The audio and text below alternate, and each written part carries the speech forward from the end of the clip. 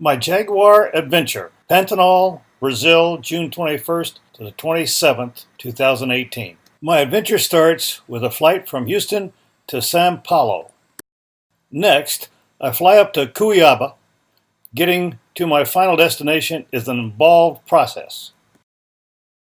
In Cuiabá, I am picked up by my guide, Rizardo, and transported to the South Wild Lodge. I am making progress, but there's still quite a bit of travel left. Rizardo and I hop on an open-air safari truck and go from South Wild to Port Joffre.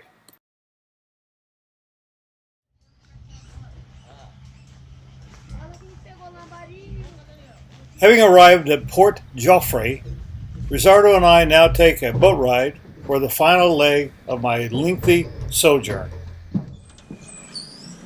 We were soon off in a small boat for a short ride up the Cuiabá to Rio Picari, where the flotel is. The Jaguar is only found in the Americas. It's located from northern Mexico down to Argentina. 100 years ago, it was still located in the southwestern United States, but no longer. It's Friday afternoon, June 22nd, 2018, and I finally arrived at the flotel on Rio Picari.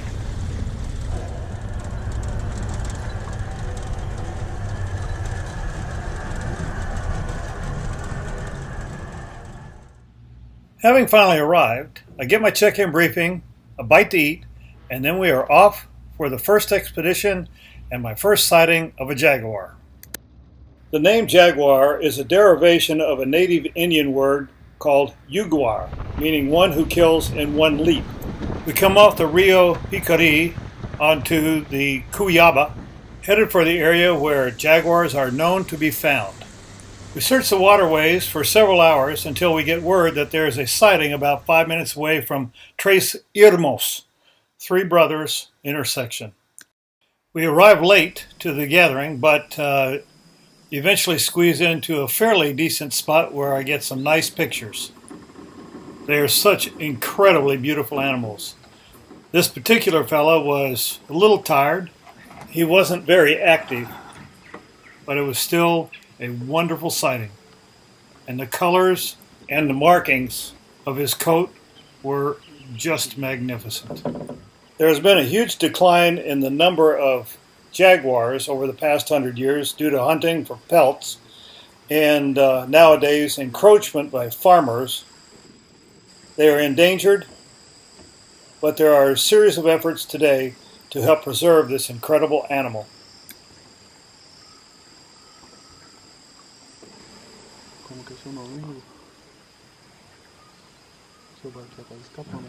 It was a magnificent first sighting and made my first day in the Pantanal where the jaguars are unforgettable. After a successful afternoon, I head back to the flotel for a fairly short night of sleep, and then I'm up early again the next morning. It is pretty quiet on the Picari early in the morning, and soon I'm on the boat headed out for my first sighting of the day.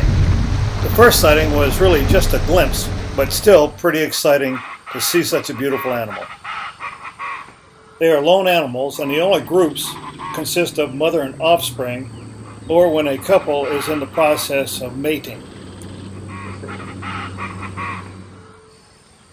We got a glimpse of her, but within a minute she was gone, so we were off to see if we could find another one in another location.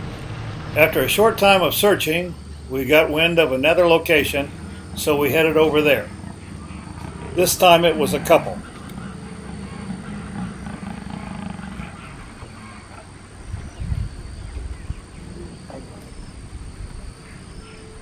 It was really pretty spectacular to see the two of them together.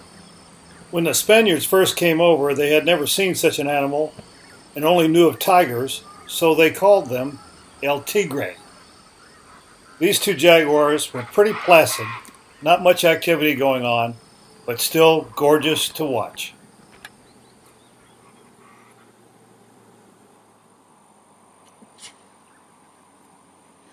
I spent a long time watching these two and enjoyed every minute of it.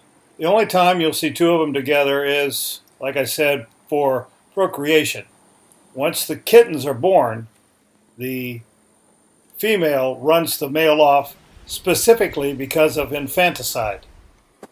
I realize that it is nature, and you have to be patient, and often there isn't a lot of activity, but even just to be able to see these magnificent animals in nature was truly incredible.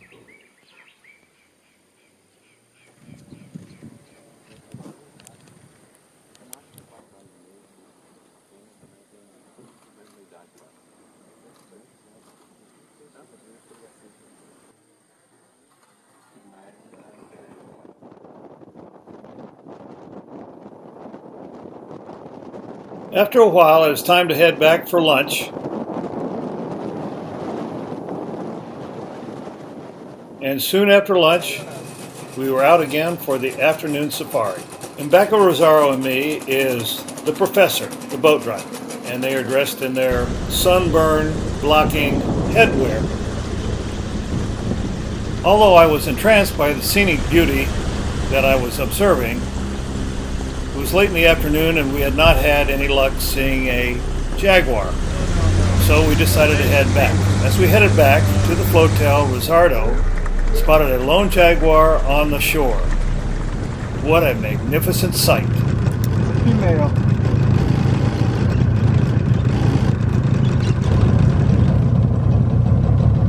Watching this glorious animal move along the shoreline was truly breathtaking. Look at that animal.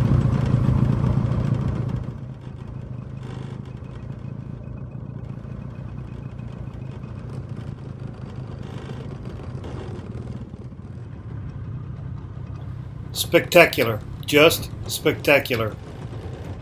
But then she was into the woods and gone, and we were headed back to the flotel.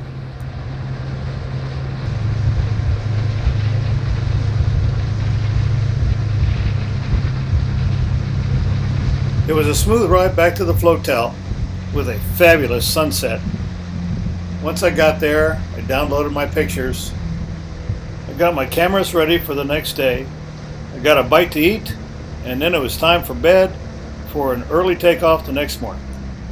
The morning produced no sightings, so I had to wait till the afternoon. But when the afternoon came, we were off again.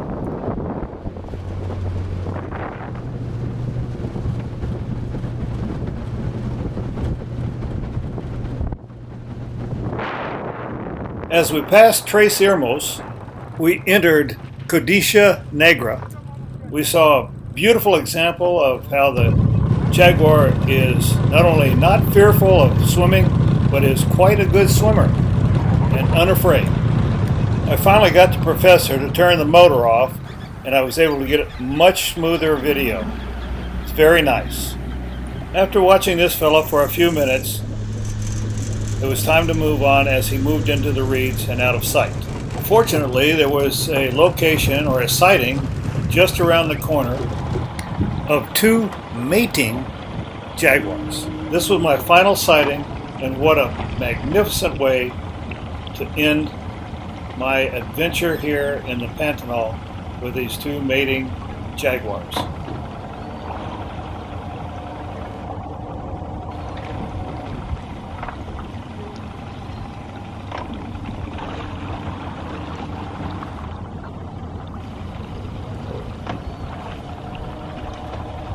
You can easily tell which one is in charge of this process.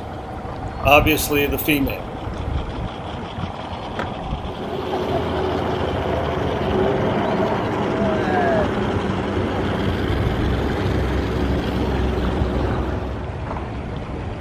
I followed them for an extensive amount of time as they went through their pre-mating ritual.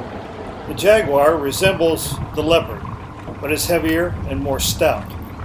Their spots are more dramatic and also change significantly in size from the front to the back, whereas the leopard spots stay relatively the same. When I saw lions mating in Kenya, Africa, the female was rather playful with the male. However, In this case, with the jaguars, the female does not seem to be happy with him at any given time. They are about to roar, and it was absolutely spellbinding.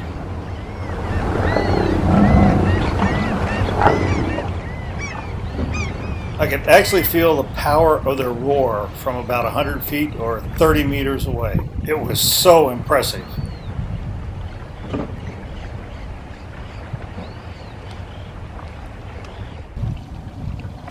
I could not pick up on the signal, but it was very obvious that he knew it was time. No. She got into position, and he took his place, and then they performed.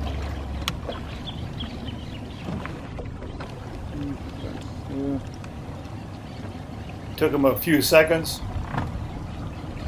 A bite on the back of the neck, a roar, and then they were done. As was I. That was my final sighting, and what a magnificent way to finish my sightings there in the Pantanal. One last glorious ride back to the flotel before my adventure in the Pantanal was done. I want to give a special thanks, especially to Rizzardo